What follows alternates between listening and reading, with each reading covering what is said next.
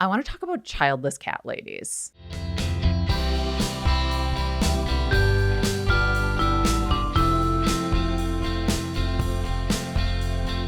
Kind of. I really don't want to talk about it. I want to talk about the phrase childless cat ladies. It's meant, of course, as an insult. It's meant to reduce women and their value to their reproductive and marital status. And like most misogynistic insults, it's so boring. It's so boring and it's inaccurate, and we shouldn't even pay attention to it. And yet here I am, because one thing that I believe is my duty as a woman who is I have children, and who is also allergic to cats, but likes the look of them, the aesthetic of them. I would love to have a cat if I didn't have to breathe its allergens. One thing I feel called to do as a woman who is married twice and had kids is to make sure that other women know that I don't think my choices or circumstances are better than their choices or circumstances.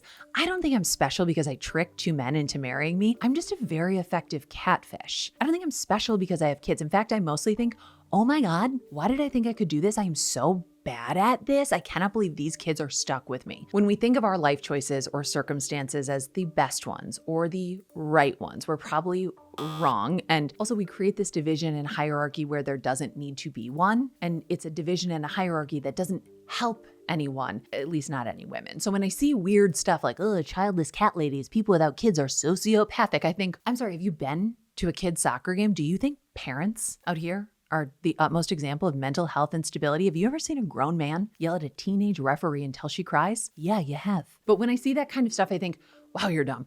And I also think you are missing out. You are missing out on one of the best resources any parent can have. Friends without kids are one. So interesting. They have so much money.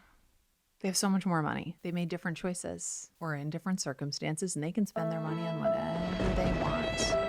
Okay? They're fun. They're interesting. And honestly, friends who don't have kids have gotten me through my worst parenting days. The days where I think I'm the world's worst mom. The situations that I can't figure out on my own or with my husband, I can figure out with them. They are not childless cat ladies. They are my childless cat ladies. I'm kidding. None of these women I'm going to talk about even have cats.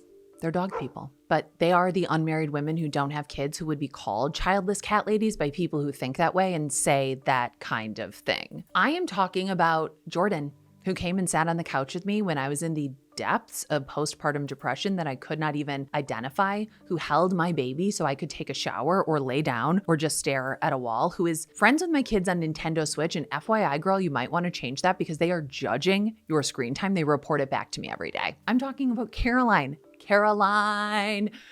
who comes on our family vacations because, as my children will tell you, she's our family, who my kids send mail to. FYI, that is a reference to The Wedding Singer, which she made the kids watch on vacation, and this child is only allowed to use the B word in the context of that direct quote and only with Caroline. Caroline has inside jokes with our youngest kid. She lets him say swear words that he otherwise is not allowed to say. Caroline is who I can call and talk through any issue I'm having and get the best parenting advice I have ever heard.